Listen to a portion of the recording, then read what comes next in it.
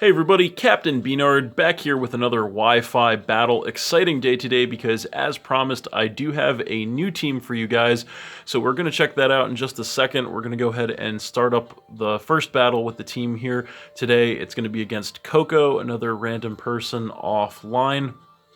So there you can see the new team. Most of these Pokemon, however, we have seen before in previous games. So those, of course, are the Arcanine, the Conkeldurr, the Bisharp, the Heliolisk, and the Mantine. The only new Pokemon here actually is going to be the Orbeetle, which is, of course, the special Gigantamax form. So we're going to go ahead and take a look and see what the opponent is using here. So that looks to be a pretty strong, well-balanced team there. Looks definitely to be a Sun team of sorts.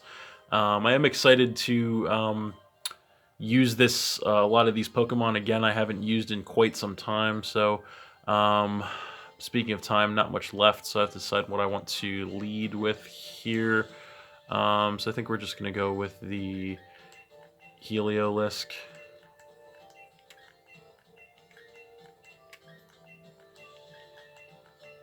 And we'll see how that works out.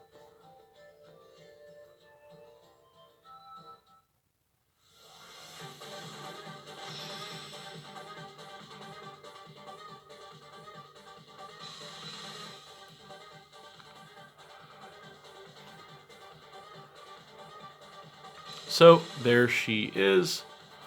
And it looks like she's going to lead with the Torkoal, as I did lead with the Geico Lizard there.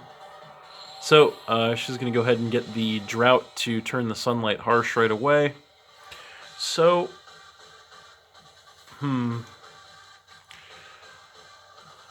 not 100% sure. I think I'm just going to play it safe and go for a Hyper Voice here,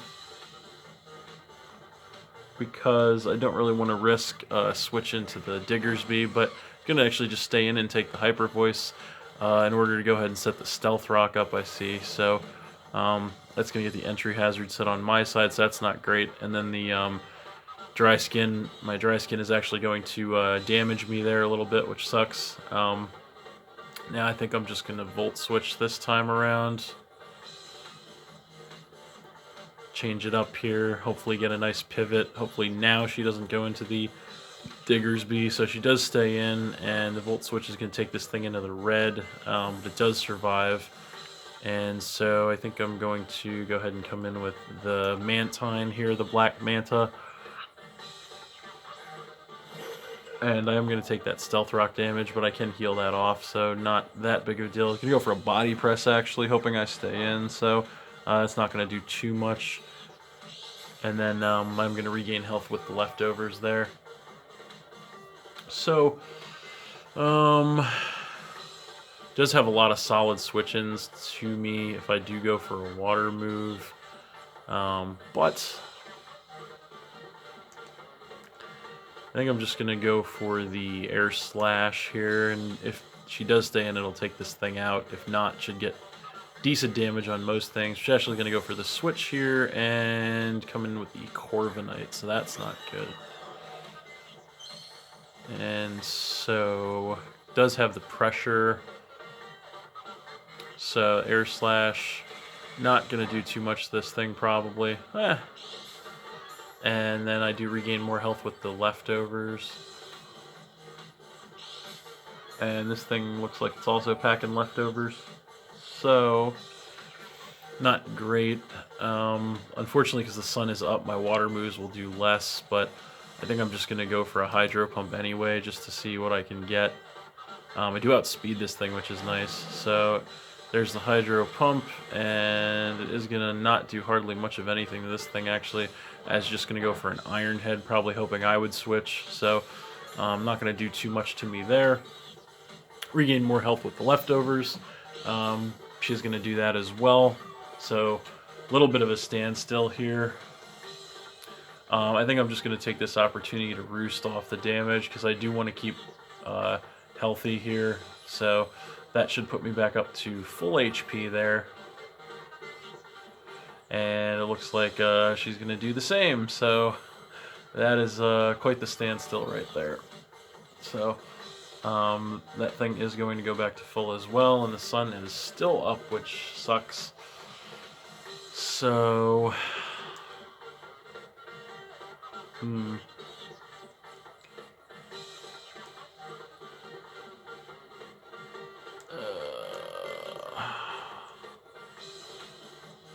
think I'm just going to try an Ice Beam now and see how much damage I can get. But no, she's going to go for a switch, actually. Coming with the Digger's Bee, so that actually works out better than I expected. So I'm going to get to nail this thing with an Ice Beam, so that's good. And that is going to knock it to the yellow, about a quarter HP remaining, so that's really nice. But I don't think I want to stay in on this thing. I think we're going to switch to the Bisharp here. So I should be able to take an attack from this thing as I am max physical defense. So I'm going to come in with Samurai Jack, take that Stealth Rock damage. I'm going to go for a Wild Charge here, so that's going to take me down to about half. And just going to take that recoil damage. So I kind of have a choice here because she could anticipate the Sucker Punch and not attack me or switch, which wouldn't be good. So, but I might just want to... this is a tough one, actually. So I could take this opportunity to throw my rocks out. But then if she doesn't, I think I'm just going to Stealth Rock, because I think the Sucker Punch is too obvious. Yeah, okay, good. She's going to go for the switch into the Darmanitan, okay. So I'm going to be able to get the Stealth Rock up, so that's nice. So I'm going to get that entry hazard on her as well. And that's going to be it for the sun, finally, which is nice. So, unfortunately, I don't have... Well, this is a tough choice, because this thing could be packing any array of moves, but I think the smart thing for me to do is just kind of leave Bisharp in as fodder, and then maybe hopefully get some damage with Sucker Punch here. So I'm going to Sucker Punch, and that is going to knock this thing to a quarter health, since I am Life Orb, which is nice. So you're going to Rock Slide, actually, predicting the switch on my side, probably into the Arcanine, so that works out great, because I am able to live that in the red with 21 HP, so that's awesome. So a little over-prediction on her side definitely worked to my favor, so I think I'm just going to Sucker Punch again. But no, she's going to go for the switch this time around and bring out the Corviknight.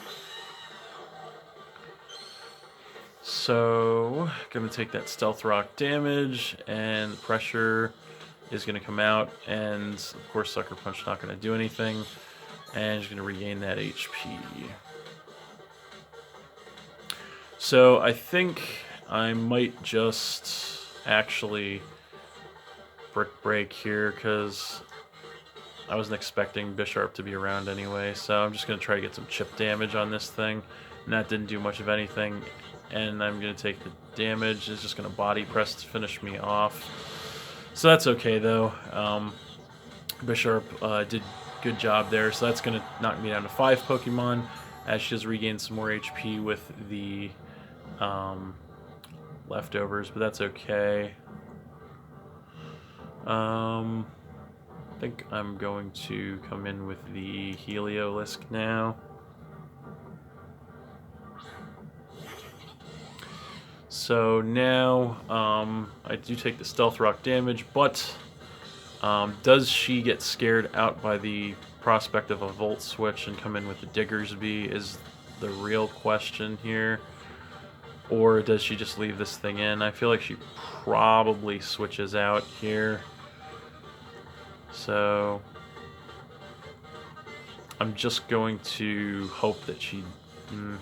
if she does stay in, she can take me with a Body Press, so that sucks. You know what? I think I'm gonna make the obvious play and Volt Switch and see if that...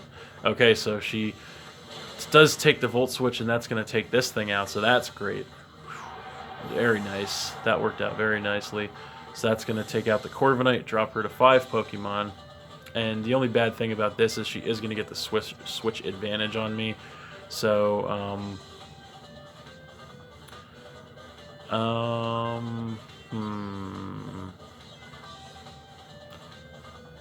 What to come in with is the real question. I think we'll do the Mantine only because I am going to get the Leftovers recovery to heal a little bit off of the Stealth Rock damage I take here. So,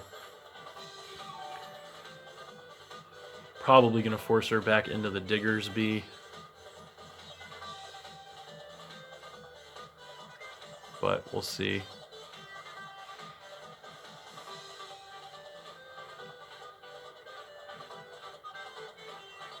Yep, so there's the Diggersby.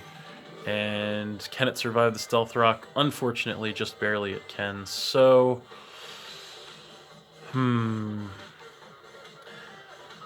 another tough choice here because if I do stay in and she does Wild Charge, the recoil damage will get rid of this thing, which would be nice. The Darmanitan and the Torkoal might just be going down upon re-entry to the Stealth Rock damage, actually. So I think I'm just going to stay in here, actually. Because I don't really need Mantine anymore. She's actually going to Body Slam instead, which is going to knock me to 2 HP, but I do survive that in the red. 2 HP, Epic Survive from the Mantine, and take this thing out with an Ice Beam, so that's actually awesome. That's going to take out that and drop her down to 2 Pokemon there, so that was a close call there for Mantine, but I was able to get rid of the Diggersby, so that's another big threat out of the way, which is great. So we'll see what she wants to do here.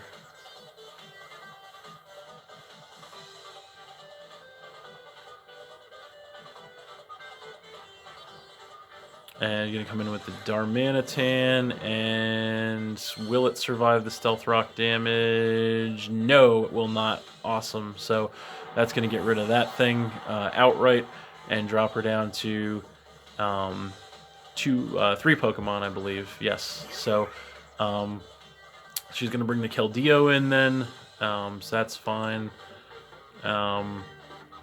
Just going to try to Air Slash this thing. It will probably outspeed me and just take me out, so doesn't really matter. More than likely, but then again, you never know. But she is going to go for a Dynamax, actually, on this thing, so... Alright, we'll see how that plays out. So it's going to be the Dynamax Keldeo here. And she is going to go for the Max Airstream, so that's not good. That's going to definitely take out my Mantine, dropping me to 4 Pokemon, but also give her that speed increase as well, so that's not great. And she's going to take that Life Orb damage as well, so... Oh, man. Well, that's not good because... is going to outspeed actually my other Pokemon. So actually, I think I only have one option here, and that's to come in with the Orbeetle, the Mothership, and go for the Gigantamax of my own. I do take the Stealth Rock damage, and I see the Life Orb, which I already knew was there. So I have to hope that with being Gigantamax, I can survive that Max Airstream. That's my only hope, so hopefully I can. I am max HP on this thing. I do have defensive stats are pretty good, so we'll see. So here is the Gigantamax Orbeetle.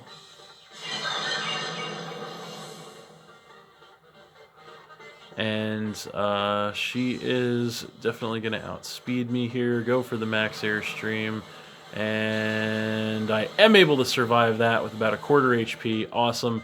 And that is also going to, aside from giving her a speed boost, trip my weakness policy, yes, to give me that sharp attack and special attack increase there, which is awesome. She is going to take some Life Orb damage, which is going to leave her open to for the G-Max Gravitas, which is going to just blow this thing away, which is awesome. Intensify the gravity doesn't really matter, but that is going to knock out the Keldeo and drop her down to 2 Pokemon, so that is great for me.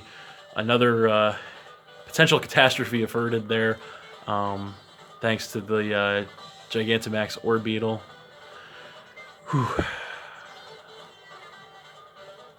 So I'm just going to switch in the Venusaur now, and going to take that Stealth Rock damage. And I don't know, I would assume this thing is going to outspeed me, but I'm not sure, but there's no point in switching, so just going to go for the, yeah, it's going to outspeed, and I survive with 6 HP in the red, awesome, which is going to let me hit another G-Max Gravitas on the Venusaur, which is going to take that thing down as well with the +2 from that weakness policy, dropping her down to just that 1 Pokemon, which is going to be the Torkoal, and this thing is just going to drop to the Stealth Rock damage. Whew. So that is game. So, whew. That was definitely a nerve-wracking one, but we got it. 4-0 victory there over Coco. That was a great game. Definitely closer than the score would indicate. League card, yes, and quit, yes. So, thanks for watching again, everybody. Hope you all enjoyed. Please hit that like button, leave a comment, and or subscribe if you did enjoy, and stay tuned for more new battles in the future. So, that's it, and we'll see you next time.